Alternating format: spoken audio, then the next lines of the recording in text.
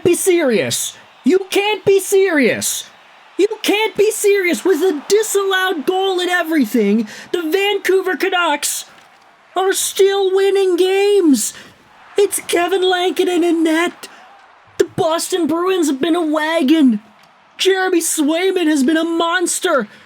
And you're saying the Canucks wanted a shootout? Oh my gosh, Liam Ohgren. Oh. Say all you want about Thatcher the Snatcher snatching victory out of the jaws of defeat and helping this Vancouver Canucks team win 3 straight after Quinn Hughes' departure. But Kevin Lankinen, baby. Oh yeah, even though he let in a stinker against Andrew Peeke, he goes out there and outduels Swayman and wins in a shootout? Ugh. Say what you want about Lank the Tank, but this guy deserves some props. That Andrew Peeke 4-4 goal was ridiculous. Like, Vancouver gets the lead, vibes are high, it feels like they're gonna get another win, but then nope, it's the most innocuous shot from the point that goes off the post and then off of Lankinen's backside and into the net. But it's not enough, because Liam Ohgren scores the only goal in the shootout. Vancouver wins 5-4, and I sit here befuddled at the fact that this team has won 4 straight games.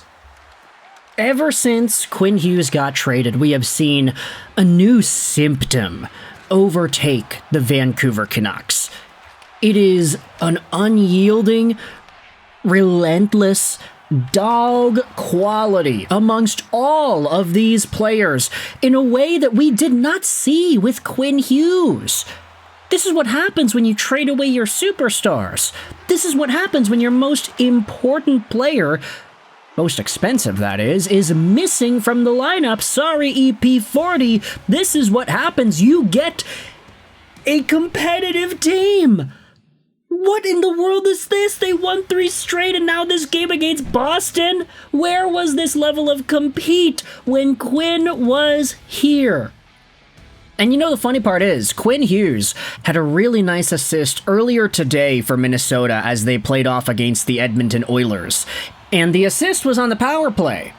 He set up Matt Boldy for the one-timer on the right side because he actually passed it to the guy for the 1T. That video where Quinn sets up Boldy, it's not even like the craziest pass in the world. It's Quinn at the top of the umbrella. He just chucks it over to the guy on the right side face-off circle, and Boldy, the left-handed shot, one-times it in. That video was going viral on Canucks Twitter because Canucks fans and media were like, hey, wait a minute, guess what? Quinn actually can pass! He can pass to the guy on the right side! He never did that with Pettersson! And that's irrelevant to this game because Pettersson wasn't even playing, but like, it's a big symptom of how Quinn Hughes just did not trust this gosh darn team. He didn't trust the players on it. And now that he's gone, now that the Vancouver Canucks are in a spot where they lost out on their best player and they feel the sting of losing a franchise-defining defenseman. Maybe there's some angst there. Maybe there's some retribution that some of these guys may feel like they need to enforce. Now, they're scoring goals. Look at Linus Karlsson going out there. They're finding ways to put the puck in the back of the net. Sure, it wasn't perfect. These games against New Jersey, New York, it's not like they're going out there and totally dominating, but then again, when Kiefer Sherwood gets a hat trick, you could probably say that it's one of these performances that deserves at least some level of praise.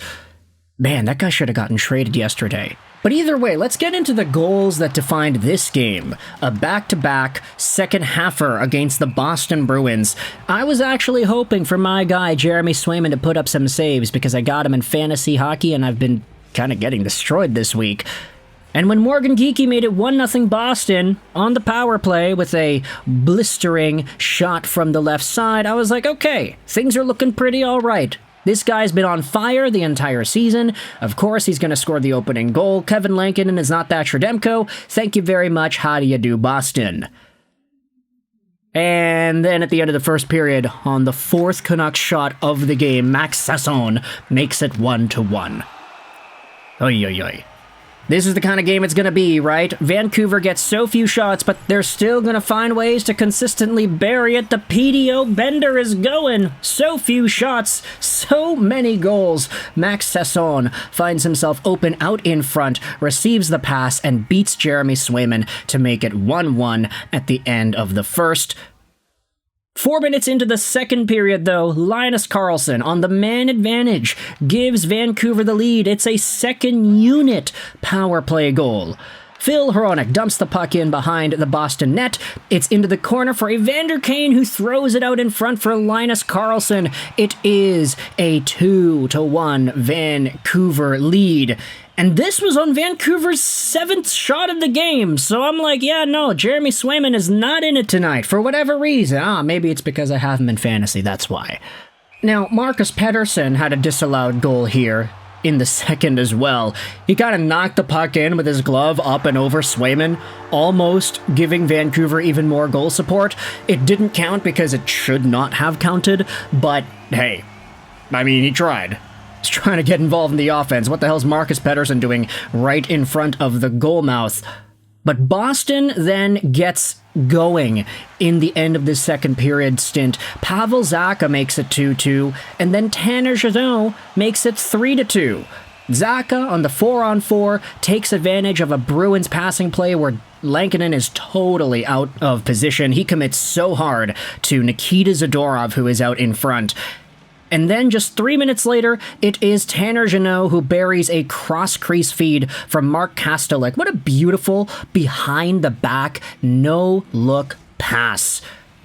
Could not have drawn that up any better. Boston has the lead, 3-2 at the end of the second period. But in the third, oh boy, Team Sweden comes alive, because starting things out 4 minutes into the third on Vancouver's 15th shot of the game, it's Linus Karlsson. He goes out there and finds a way to get in behind the defense. It's him, one-on-one against Swayman with a defender in the middle, so Karlsson just rips it up and over. His second goal of the game, assisted by Marco Rossi. So there you go, baby. Marco getting involved on the offense here. And then 4 minutes later, Marcus Pettersson ticked off. He didn't get a goal earlier in the game. He ends up assisting on Liam Ohgren's second of the season, and as a Canuck, it's Jake DeBrusk who ends up sending it back over to Marcus Peeke. He drives a shot forward, and it is tipped right in front by Liam Ohgren, making it a 4-3 Vancouver lead. At this point, I am freaking out. Are the Vancouver Canucks really going to get themselves another win on this road trip post-Quinn Hughes? Well, Andrew Peeke had something to say about that. As we already discussed, he shot the puck, it went off the post, then hit the backside of Lankinen's behind and in. Regulation ends off 4-4. Overtime ends off 4-4. And in the shootout, it is none other than Liam Ohgren. Now, I will say, there was a little bit of a scare in the shootout because it looked like David Pastrnak scored to give Boston the lead. So by the time Besser had his attempt thwarted away, I was like, okay, that's it. That's the end of the game, right? Vancouver lost. And then it was like, wait a minute, no, they're still going. Why? And then upon video review, it's like, wait a minute, that David Pastrnak shot actually hit the crossbar. It didn't go in. And nobody was able to score in this shootout. Kusnedinov, Mittelstadt, Pastrnak, Andrew Peeke.